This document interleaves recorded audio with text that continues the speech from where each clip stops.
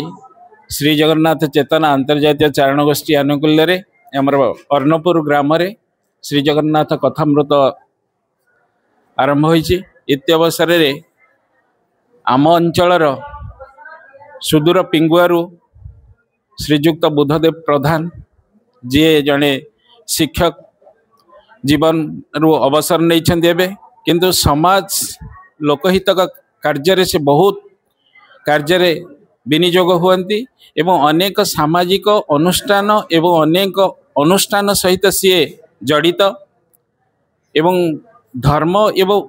आध्यात्मिक क्षेत्र में तांकर बहुत गवेषणा लब्ध ज्ञान अच्छी से संबंध में वर्तमान आज जो कार्यक्रम आमे माने एठी आयोजन होईची ए अंतर्जातीय चारण गोष्ठी तरफ वर्तमान मु आमे तांको पाई निजको धन्य माने करूछु। बहुमूल्य समय देथिबारु आम मानक पाई से दुई पद वार्ता रखिबे। आजिर कार्यक्रम अनुभूति सार को किभली लागि। जय जगन्नाथ। सप्रम शुभेच्छा। आज अभिभावक व्हाट्सएप रे तो देखिली कलश यात्रा देखला परे आज मो बापांकर श्राद्ध मो बोर आज 28तम श्राद्ध। तेणु मु प्रथम भाविली मुझे तो श्राद्ध कौट तो केबे खिया हेबनी। तेणु जो कलश यात्राटा देखिली आ मन संभाली है मुझे ना जीवा। रंजन सहित आगुरी कथबार्ता होती सी तो निजे जड़े वेद बागिश तेणु कथा मुझे मापी पारिनी। मु जड़े इंजीनियरिंग छात्र रेलवे इंजीनियर सी चाकरी जीवन भितर एत अध्यवसाय कर बेले बेले मु रिटायर्ड हो घरे अच्छी पिंगो हाई स्कूल हेडमास्टर प्राय सी आसवा दिन प्रतिदिन घर को दिन 2 थर 3 थर जाए केवल जोटा टिके शुणी कि बेले बेले धर्म भितर पशिगले बहुत लगे जे मु किछि जानिनी। यक्ष युधिष्ठिर संवाद गोटे लेखा अच्छी जे वेदा विभिन्ना स्मृतो विभिन्ना नाशो मुनिजस्य मतंच भेना धर्मस्य तत्व निहित गुहाया महाजनजन गतस पंथा। धर्मटा एमती जिनिस जोटा कि गिरी गह्वर भितर अंधार भितर अच्छी तो कहीं देखी ना कला कि धला नाली कला कहीं कहीपर। जगन्नाथंकर ये जो चित्र देखा जाउची एमती चित्र कौन सी मनीष कहीं के देखिं कि थरे श्रीवत्स पात्र पाला गायक जे कि ओडिशार जड़े दक्ष पाला गायक मुझे घर को जाइली सी मत कहले बुध बाबू जगन्नाथ बलभद्र सुभद्रा पर यहाँ ओरिजिनाल फोटो मुझे लगे मुझे ना आप पुराणा यात्रा पाटर काल्पनिक नाटक देखिं जोड़ा सब कला मुखा पिंधिकी डकायत बाहरती छद्मवेश मुझे हाँ देखी ना से छद्मवेशी 3 जणांक मैं आश्चर्य हो गली। बोले आप यात्रा पाटर देखिथे जो मैंने कला गोटे गोटे एमती पके देकर बंदूक धरिक सब बाहर डकायत बाहर कहीं से छद्मवेश आसती। तेणु आपण जो जगन्नाथ बलभद्र सुभद्रा एमती सारा पृथ्वी में एमती मनीष कौटी अच्छा कि मांकड़ देखिं आपड़ विभिन्न डायनोसर देखिं कि एमती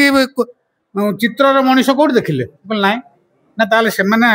मुखा पकई 3 जणांक छद्मवेश। चिंता कले हाँ हो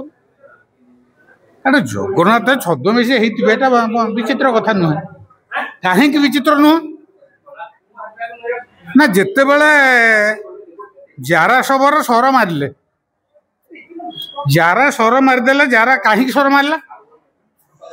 ना जारा खोजिला कोकुआटा किए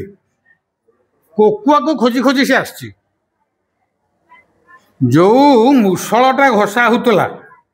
तार जो छोटिया खंडक थिला सेटा को से सर करा प्रथम एक्सपेरिमेंट करियो बोली आइछि कहले जोटा प्रकृत में पाई मुझे आज परीक्षा करदे कौटी परीक्षा करी ना समस्त कहते कोकुआ गोटे अच्छी। तेणु कोकुआटा बोली जंगल भितर जो पशिला खाली देखला जे लोक मालामाल खाली मरिकी पड़छंती यादव वंश सब अरे कोकुआटा कुआड़े गला बुली बुली बुली बुली देखला कोकुआ पाइलानी अनईदेला जे टिके लाल फरफर होकर टिके देखा टिके गोटे गछ आड़े कहला कोकुआटा ये बोधे बस तो कोकुआ हो तेणु मारिची सर ମାରିକରି ସେ ଯେଉଁ ଚିନ୍ତା କରିଛି ପାଖରେ ଯେତେବେଳେ ଯାଇ ପହଞ୍ଚି ଯାଇଛି ସେ ଦେଖିଦେଲା କହିଲା ଆରେ ମୁଁ ତ ଶୁଣୁଥିଲି ଯେ କୃଷ୍ଣ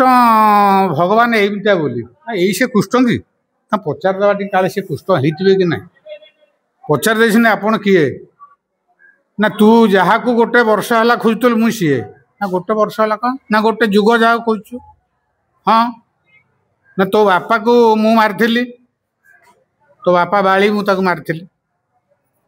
ସମସ୍ତେ ଯେତେବେଳେ ପୁଷ୍ପକ ବିମାନରେ ସମସ୍ତଙ୍କୁ ଆଣିକି ଆସିଲି ଅଯୋଧ୍ୟାକୁ ତୁ ରାଜି ହେଉନଥିଲୁ ଅଯୋଧ୍ୟାରେ ଯିବା ପାଇଁ କହିଲୁ ଆଜ୍ଞା ମୋ ବାପାର ଶତ୍ରୁଟା ଏଠି ରଜା ଅଛି ମୁଁ ଏଠି କେମିତି ଯିବି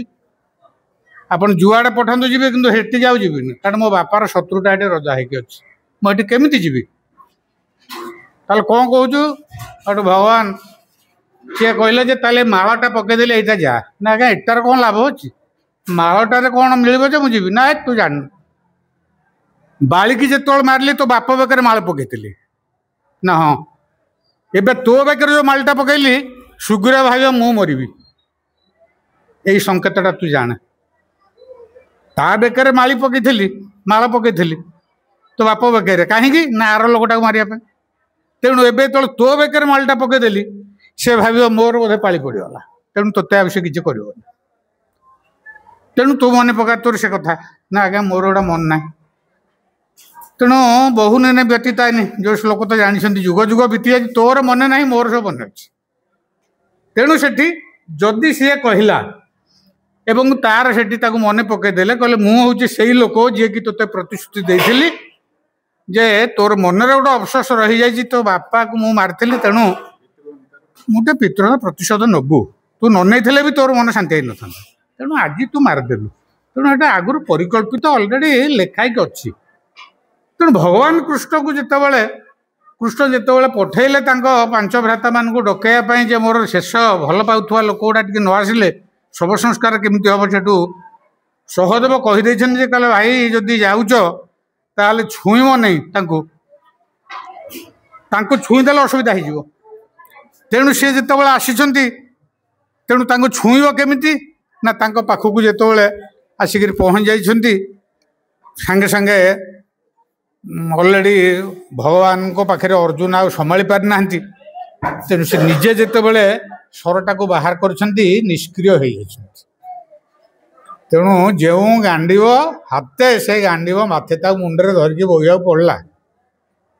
ଏବଂ ଶବ ସଂସ୍କାର କରାଇଛନ୍ତି ତେଣୁ ଶବ ସଂସ୍କାର କରାଇଲା ପରେ ଯଦି ପୋଡ଼ା ମଣିଷର ଶବଟା ବାଙ୍କି ମୁହାଣରେ କେମିତି କାଠ ହେଇଗଲା କି ତାକୁ ଆଣିକରି ଜଗନ୍ନାଥ ବଳଭଦ୍ର କରାହେଲା କେଉଁ ହିସାବରେ ମୁଁ ତ ବିଶ୍ୱାସ କରିପାରୁନି ତେଣୁ ଶିବ ସାହୁ ଯେଉଁ କହିଥିଲେ ମୁଖରେ ପକେଇଛନ୍ତି ଯେ ଛଦ୍ମବେଶୀ ହେଇଥିବ ମୁଁ ଭାବୁଛି ମୁଁ ଜଗନ୍ନାଥଙ୍କୁ ବିଶ୍ୱାସ କରେ କିନ୍ତୁ ମୋର ଏଇଠି ଅବଶୋଷ ରହିଲା ବାଙ୍କି ମୁହାଣରେ ଯେଉଁଟା ଲାଗିଥିଲା ଏଇଟା କାଠ ନା ଶବର ପୋଡ଼ା ଶବଟା ଯଦି କାଠ ନ ହେଇଛି ଏଇଟା ନିମ୍ବ କାଠ ହେଇଛି ବୋଲି ଦାରୁକୁ ତାକୁ କରିଛନ୍ତି ମୂର୍ତ୍ତି ତାହେଲେ ସେଟା ଯେଉଁ ଶବଟା ଭାସି ଭାସି ଆସିଥିଲା ସେଟା କୁଆଡ଼େ ଗଲା ତ ଆଉ ଅଧିକା କିଛି କହିବି ନାହିଁ ମାନେ ବହୁତ କିଛି ରହିଯାଇଛି କହିବା ପାଇଁ ଇଏ କହିବାର ଟିକେ ସାଧାରଣ କହିଲେ ବୋଲି ମୁଁ ଟିକେ ଆପଣମାନଙ୍କ ସହିତ ମିଶିଲି ଧର୍ମୀୟ ଜାଗା ଯେଉଁଠି ହୁଏ ପ୍ରାୟ ମୁଁ ସବୁଠିକି ଯାଏ ସେ ଯେଉଁଟା ବି କହିଲେ ମୁଁ ସବୁ ଜାଗାରେ ମୋର ଧର୍ମୀୟ ଗବେଷଣା ରହିଛି ମୋତେ ସବୁଦିନ ପାଲା ଗାୟକ ମାନେ ଟେଲିଫୋନ୍ କରନ୍ତି ସାର୍ ଏଟା ଏମିତି କେମିତି ହେଲା ସେମିତି ମୋର ଗବେଷଣା ମୁଁ ଚଲେଇଛି ଯେଉଁଟା କେତେବେଳେ ସତ ହେବ କେତେବେଳେ ମିଛ ହେବ କହିହେଉନି ମୁଁ ନିଜେ ଜାଣିଛି ମୋର ଏଇଟା ସନ୍ଦେହ ଭିତରେ ରହିଛି ତେଣୁ ଇଏ ବି କେତେବେଳେ ସମାଧାନ ହେବ ହଠାତ୍ କରି ପଚାରିଦେଲି ମୁଁ କହିଲି ଅଭି ଯେଉଁ ଫଟୋଟା ଛାଡ଼ିଛ ଏଥିରେ କ'ଣ 8ଟା ହାତ ଅଛି ଜଗନ୍ନାଥଙ୍କର ମୁଁ ତ ଏମିତିଆ କେଉଁଠି ଫଟୋ ଦେଖିନି ଜଗନ୍ନାଥଙ୍କର ସେଠୁ ଅଭି କହିଲେ ନା ଚୈତନ୍ୟ ଦେବ ଏଇ ଫଟୋଟା ପ୍ରଥମେ ଦେଖିଛନ୍ତି ଜଗନ୍ନାଥଙ୍କର ହେଇଥିବ ମୁଁ ତ ପଢ଼ିନି ସେଟା ରଞ୍ଜନକୁ ପଚାରିଲି ରଞ୍ଜନ କହିଲା ଏଟା ପୁରୁଷ ସୂକ୍ତର ଅଭି କହିଛି କି ମୁଁ କହିଲି ଫଟୋଟା କେଉଁଠୁ ଆଣିଲେ ମୁଁ ଜାଣି ନାହିଁ ସେଠି ଗଲେ ମନକୁ ପଚାରିଦେବା ଯେ ଫଟୋଟା ଯେଉଁ ଦେଇଛନ୍ତି 8ଟା ହାତ ଜଗନ୍ନାଥଙ୍କର କେଉଁଠି ଦେଖିନୁ ନିମନ୍ତ୍ରଣ ପତ୍ରରେ ଯେଉଁ ଫଟୋ ଯାଇଛି ଏଟା 8ଟା ହାତ କ'ଣ ସେଟା ପଛରେ ବୁଝିବା ଏତିକି କହି ରହୁଛି ଜୟ ଜଗନ୍ନାଥ।